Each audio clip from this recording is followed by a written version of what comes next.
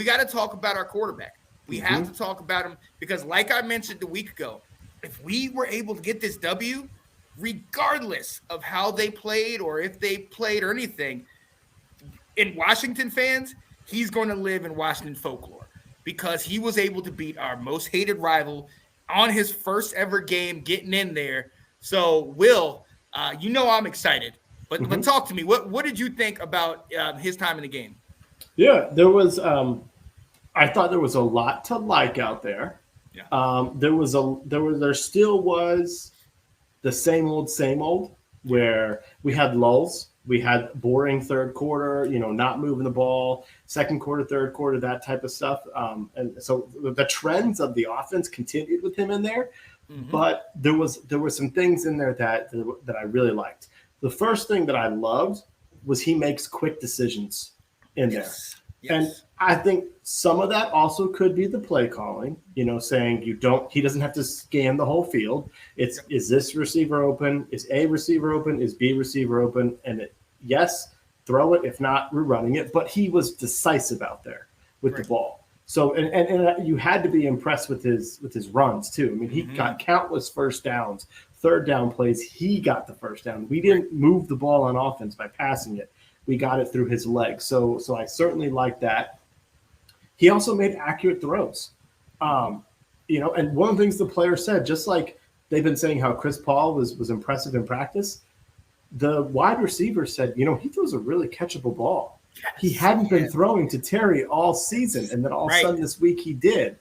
And the receiver's like, he makes good, some nice throws. And what I noticed was, with his quick decisions and kind of knowing where he was going to go with the ball, he was able to make them accurate and on time because he's got a strong arm. He can get the ball down there.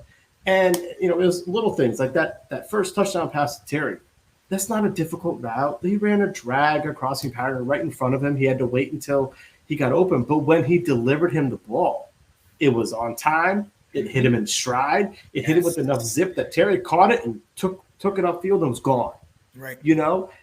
Heineke's throws were a little bit of a lollipop to get there. That type of stuff. Carson Wentz could get the zip, but the accuracy might not have been there. He might have thrown it at his feet.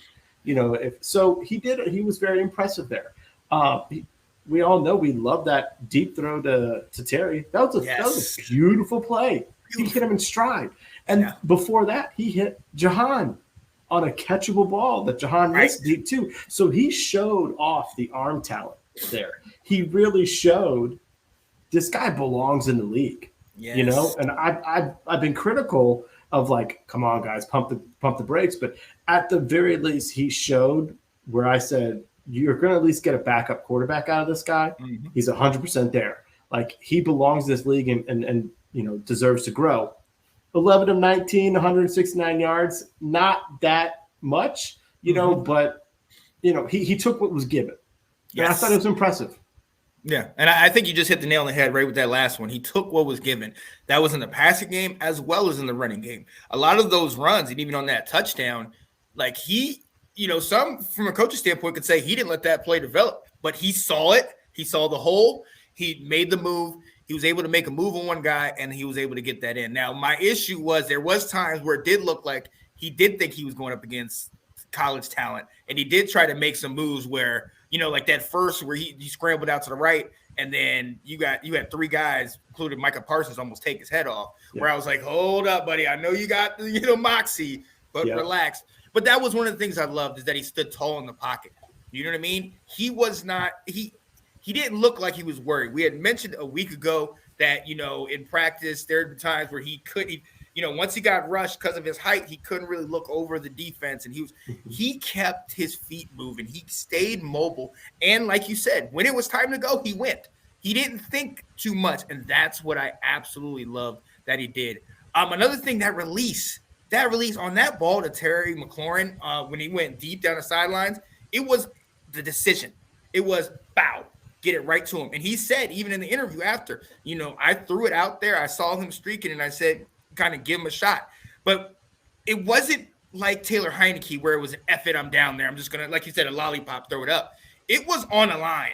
You know what I mean? Right over his shoulder with the safety in the corner trailing, and you're able to get him in there. So that I absolutely love that. And like I mentioned a week ago, decision making. That is something that I was really looking to see because that has been something that we've had an issue with Heineke and with Carson Wentz. So him, excuse me, him Hal being able to come in there and make the correct decisions, get the ball to where they needed to go. Um, I loved it. The play calling I liked, like that first TD pass. I thought that play calling was great. You had trips over to the left, you had Logan over to the right, have him run a straight fade, and then the running back kind of run out in the flat, which opened up the middle. And then you see Terry make a move, and then it was wide open. But even if you look at that, Howell's looking at him, and as soon as Terry puts his foot in the ground and makes a move, the ball is out. So McLaurin's catching it and running right in stride. The Jahan one, he's sitting here catching it, and there's no motion, there's no extra motion, there's no stoppage. He's catching it and ready to go. So I loved what I saw. I love that he was not afraid, even on that interception. And that's a lesson learned. That's why I put in my notes. You're going to learn that. Hold that ball. You don't need to do it because there was two other situations that he could have thrown it when he was going down, but he did hold it. And I thought that was a lot better that he was able to hold it because he could have thrown it. We got Jack over here. Terry had a big third down drop that would have made it we'll go on 15 or 20. True. Yeah. Yep. We're just coming across. What about that interception in the end zone? Yeah, this is where I'm going to say there was moments where he did look like the rookie. There was moments where it looked like, okay, you should have held that one, or okay, where you made the decision a couple plays earlier to take off and run. You probably should have just taken off and ran there. You know what I mean? Or hit the check down guy. This is the first time that he's getting live NFL action against a good defense. All in all, I think it went well. With that being said, it was. I still have to harp on the fact that I don't think Dallas showed up like they were, like even we thought they would. Like I don't think they showed up to play in this game. So I really, like I told you, I'm just gonna take this with a grain of salt. I love my guy and I'm excited. And if you push me, I'm gonna say it. Start Sam Howell in 2023. But with that being said, we still, like you said, we have a number of other issues. So I am frustrated that Dak did lose the game. That Dallas did kind of play poorly because I don't want us to all feed into this one thing. Well, one of the things they talked about, I was listening to Logan Paulson. I think I listened to him Monday, but he said it on Sunday. He was like, Dallas played some of their starters, but they didn't do many exotic defense blitzes at Howell. And he actually thought they would when you see them out there. So it sort of was like we talked about, like were they treating this like a little bit like a preseason? Well, we're going to play, you're going to get your runs in, but don't get yourself hurt out there. Type thing. But regardless, and I think we do need to recognize the game plan worked for Sam Howell. They made it simple for him to see. This is what I'm alluding to. What Jared's talking about is we made a game plan where it would be successful for a rookie to not cloud his mind with so much that he's got to think about. It literally is like that great play to Jahan. It was. He could kind of watch him the whole time because that was his number one read. And if it wasn't there, he was going elsewhere. And they set that up really well. Why did this not save Turner's job? Because why didn't he do that for Carson Wentz, who struggled too at reading the field? Like if you could do this for a rookie, why were you not doing this for another quarterback, setting him up to be successful? And he didn't. But no, so he showed a lot of potential. So, all right, Sean, here's my question to you. So we saw this game. What do we do this offseason for 2023 quarterback-wise? So, first and foremost, we pushed out Carson Wentz. We know that didn't work. I'm going to recoup that money. Save that money. Save that money. Then I think we have, obviously, Heineke, who is a fan favorite. We're going to have to put some time into him, some money into him, because I do think he's a quality backup, and he's proven he can get in there and do it. Sam Howell, I do, obviously, after this game for Sam Howell was the Tampa Bay game for Heineke. His opportunity. We saw what he can do. They might not have taken us that seriously, but still, you have him, moving the ball around. looking confident. When it's time to move, he's moving. When it's time to stay in the pocket and hold it, and then let the route open up, like on the first touchdown. Good, he can do that. So I do think we need to. He's earned that. And then you're going to have to look somewhere. Maybe we get somebody late in the draft that's designed to be a second or third. Maybe we see what the free agency and all that stuff works out, and potentially get somebody for cheap or something. But in my opinion, I think right now you have to let these two come in here and have a competition. Unless somebody falls in your lap, you let these two have a competition, and you build up the rest of the team. You put the 28 mil that we had, you put that in to getting more depth on the linebacker and the safety and the D line, or getting a big time player at those positions so that we can, not have to rely on scoring X amount of points. Our defense can show up. So I want him staying. He's not the 100% instant starter. If that's what you're looking like asking, definitely not, because I want to see it consistently. I've seen a guy flash for one game. Mike White for the Jets flashed for one game, and then what has he done after that? You know what I mean? So I want to see something consistent. I love it that I got to see this, but I need something a little more consistent. So you said Sam Howell can be a part of the mix. You say re-sign Taylor Heineke. He's a free agent, and you say draft somebody late. Is that what you're saying right now? Yeah. All right. And so like it's January 11th. Like I'm telling you, my ideas are probably going to change on this like a bunch of times. Right. Because I think this is really difficult, because he showed something, and it's like, did he show something enough there where, okay, the greatest asset that a franchise can have is a quarterback on a rookie contract. Yeah. And we got this dude on a fifth round pick style contract. He's cheap.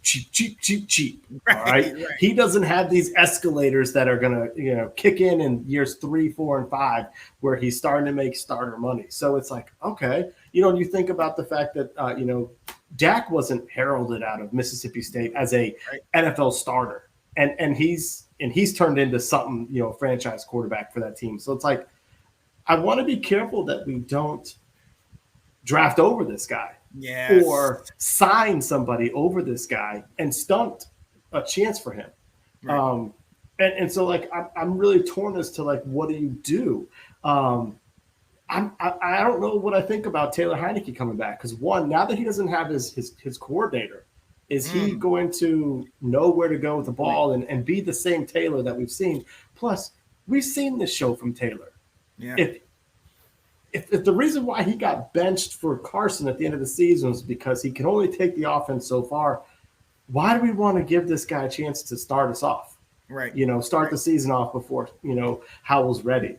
So it's like, I don't know if Taylor's the answer, but, I started going through some of like the backup quarterbacks or guys who could come in, and, none of these guys are going to excite you. Like, are you going to get excited about a Jimmy Garoppolo? All right. Who's very capable. A Gardner Minshew, a Jacoby Brissett, a Cooper Rush. Do we go out and get Cooper Rush and let him play? Mm-hmm. You go after like a Sam Darnold or Jameis Winston, someone that can start for a little bit until, but I also, like I said, so I don't want to go after the Derek Carr move yet. I don't think we should be trading assets and prohibit our team from getting better the way we did with Carson Wentz, where I don't want to give up draft picks. Right. I don't necessarily want to give up, a bunch of cap space on a guy. So, like Jared saying, Derek Carr is going to cost money. It's going to be, draft picks. It's like, I want us to kind of see what we got in this guy, but I also want to remember, Nathan, that's not even serious. Get the out of here. I also want to think about this. He had a really big game. He had a good game. He showed a lot of excitement. You know who also had a game that showed a lot of promise out there? We already talked his name. Benning Potato. Yep. Potoia. Are we going to say because Benning showed some potential in that game that we should let Deron Payne go too? No. Because we got one guy showing potential, so let's let this guy go. Just like because Sam Howell has shown some potential, we need to throw him in there. So I don't know. I think it's a really tough conversation, and honestly, I don't have a whole lot of faith in Ron and Martin and Marty in making this decision. That's kind of the worst part about this. Well, and that's my issue. That was the whole thing the whole feeling I had before the year was, as long as we're still in this regime, you know, under Dan, under Ron and these guys, we've seen what happens. One of our main things in the offseason is roster construction. And we see how they put together a roster. We have not been able to keep a healthy starting five on the O line for the last 3 years that he's been there. And I don't know what you're bringing in these guys that have injury issues or are seeming to get hurt. Like, what is it that you're seeing that you're continually bringing that? And so then having Sam Howell play behind that, it's just a recipe for disaster, like you said. Like, I don't want that. I don't want him to go through that. And that was my reason not wanting him in from day one. You know what I mean? But right now, I feel like you said, we gotta give. We have to. My mom always used to say to me was, "Let your yes be yes and your no be no. Stand firm in what you say, and so people won't think you're swaying back and forth. If we're gonna give him a shot, go all in, give him a shot. Build up around him. Build that O-line, build that linebackers and defense and all those different things. We need that." Hey, right here, Jack saying 16th picks is going to be a starting LT. If we can get a Paris Johnson, if we can get one of these guys that can hold down the fort, great. Cosme, move him into guard. Cool. Right. Let's start working that out. And if we have one guy, and we're not consistently saying Fitzpatrick, Carson Wentz, all these other quarterbacks, we're sticking with this one guy.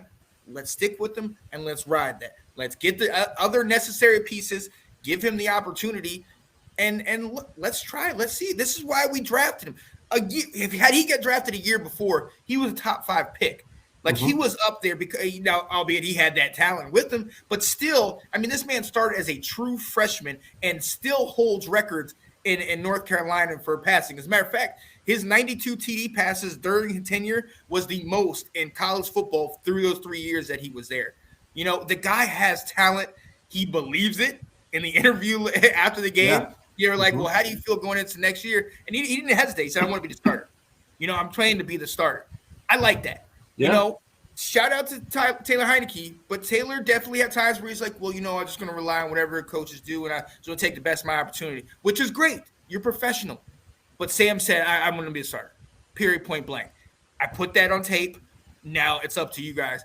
I say we got to stick with somebody. Now, I am tad bit biased, ladies and gentlemen, a tad bit biased. But 2 years in a row, we've gone after a quarterback. We've signed a quarterback, and it hasn't worked out. And we've overlooked other positions that we potentially should have addressed. Let's address that. This is it. If they don't let go of Rivera, we'll talk about that later. This is it. This is year 4, okay? There needs to be serious improvement or bye. We're not doing 8, 7, or 8 wins again because the NFC East, the way it's looking, ain't going to get worse. So we need to move up with that. So, I mean, that's my thing, man. Let's build around and let's see. But, again, January 11th, we'll see what happens in a month or 2 months or 3, Right. When rumors come out as who else, gets cut, Tom Brady moving on. And, of course, TB12 wants to come to D.C., Terry and all that stuff. Why wouldn't he want this to be his sunset team? Of course. Yeah. Well, what I also think is really important with Sam Howell, we got to get a veteran in here to help teach him. Yes. And I don't know if Taylor's that guy, especially if you got – I mean, we need to have 2 guys going for the starting job. Without a doubt, like at a bare minimum, Sam needs to win the job in training camp from somebody. And, maybe someone like a Jimmy G or Jacoby Brissett's been in the league long enough that he could mentor him while out there. I don't know what's going to happen in Tennessee if a guy like Ryan Tannehill would be someone who could be, his contract right now is bloated. So I don't know what would have to happen with that. And again, I also don't want to trade assets, for Ryan Tannehill just because you can mentor somebody to take over the team. But you just mentioned something that's really important. This is where it kind of clouds everything. This is going to be Ron's 4th year. If he already said year 3 was a needs to show up, what's year 4? Hmm. Year 4 is going to be, if I don't make the playoffs, I'm out of here. So Yeah. is Ron going to be willing to go into an off season Rookie. with Right. Baker Mayfield battling Sam Howell to be Yeah. his QB1? Right. Or is he going to say, okay, I failed in year 2 getting my quarterback. I failed in year 3. I'm going to have to go all in for this guy. So I got to go find someone. So let's actually go right to that, Jack. You're kind of getting my right there. Would you make a trade for Justin Fields, knowing that they liked him last year? I don't think I would. I mean, I, I think we could potentially get him. He could be affordable, but first and foremost, is Chicago willing to, or even trying, or even considering getting rid of him? You know what I mean? We know they have a lot of money in the cap, and they have the number one now draft pick, and a bunch of other ones as well. I think they have like 8 draft picks. So they don't need to make that move. I think he's their foundational piece. So it would be great to have him here. But I mean, I think that just lends to what we've been doing over the last couple of years. Let's just take this shot this year and go get it. We're going fishing. Caught one. It didn't work. Throw it back. It's not. Stick with one guy. One of the things that we need is long-term stability at quarterback. Well, you're never going to have long-term stability if you continually are looking, okay, who are we bringing in this year? Who are we bringing in this year? Who's going to do it? You drafted this guy. Taylor has worked for, as far as the system, and I know that was Scott Turner, but he's there with, guys that he knows. Let's, that could benefit us. But I just don't think it's a smart move to continually do what we've been doing by, let's go out and see if this guy can be our savior. Right. Well, and Ron has said if you either do one of two things. You go get the guy so that you have him and you build around him. Or if you don't have the guy, you build all the pieces and then you go get the guy. And the thing is, I don't think we have enough pieces built up around. The defense made a good improvement this year, but they've got holes, and Yes. we're going to get through to them soon. And it's easy to point out where our holes are. The offense has skill players, but it's really missing some offensive linemen to help out. And so I don't think we've built that enough to say, okay, yeah, now we can mortgage the future to go get that quarterback, because now Right. we're all set up to go. We're the LA Rams. Let's go trade Goff and our next 2 first-round picks to go get Stafford, because we're ready to win a Super Bowl right now. We don't necessarily have that roster. The other thing is, while it's fun to play this, would you trade stuff? Do you think Chicago's going to go from number 1 to 16? Or what are we going to have to give them for them to drop from 1 to 16 and give up their franchise quarterback? Like, Exactly. it's going to be a bigger ransom than what RG3 got, Right. what the Rams got for that. So I don't. I mean, I'd feel better for Justin Fields. We put him in a whole lot better of a situation with the receivers we had, with a run first offensive philosophy. He'd be much more suited to it, but it's going to take a lot for us to give that up. And see, I think that's the point that we've been trying to make, is that we continually do this. I mean, we saw what happened in 2012. We gave up all that for RG3 to get here, and then let's be honest, he gave us 2 years, and technically a year and a half. You know what I mean? If that. So I'm tired of mortgaging the future. Like you said, we know what we need to look at. We know the positions we need to get. Let's focus on getting them. Okay. Point blank. If Scott Turner, we're going to talk about him, he's out, then you get somebody that's going to run your offense, but that can work with a younger quarterbacks. Let's do that. But I just feel like there's so many different holes, and we're not, like you said with the Rams, we're not win now. So I don't need to be playoff contender next year or shooting for the playoffs. I would be nice, but the other side to all this is where we're drafting. We're drafting 16th. The year before we were drafting what? We were drafting 11th, but we ended up moving back to 16th when we traded with the Saints. Now, albeit we got Jahan Dotson. The year before that, we were 19th. Right around that middle tier of draft picks, and we're kind of hoping, we got lucky with Jahan. Jamin, still a little bit to be desired. if we're gonna go all the way, let's get a pick up here and make a serious pick, or build up. Let's trade out of that first. Let's get some more trade value. Kind of like we did with that pick with the Saints, and let's build, because I honestly think it doesn't matter. Everybody says we have all this talent. It does not matter if you have every bit of talent in the entire world. If your quarterback does not have the time to throw it, and your running backs are getting stuffed because there's always penetration, there's a problem there, and we need to address that. Yep. I love this question by Jack, though. I do, and it's a great question. Why is Ron going for a run first offense? We've put what they said yesterday makes no sense, because what did we do all off season? We traded for a quarterback who could stretch the field. We drafted a wide receiver. We drafted a pass catching tight end in Cole Turner. That has nothing to do with so why are Ron and Martin Mayhew saying we need to be run first?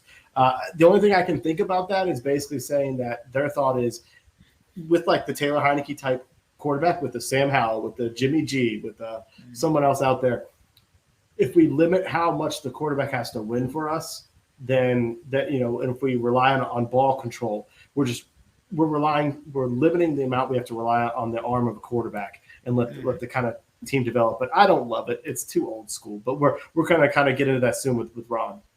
Yeah. We'll see how this plays out. Establish the run, then the pass. Hey, look, Ron has what is successful to him and what worked for him in Carolina was the run, creating the play action and getting the deep ball, having good defense.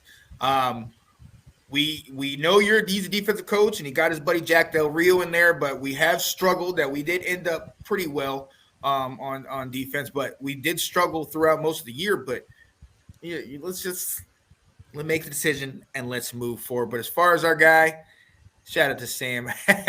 Shout out to Sam Howell. Thanks for watching. If you like that clip, be sure to check out the other great content from the Let's Talk Football community. And as always, please like, subscribe, and hit that notification bell so you'll be notified when more great content like this becomes available.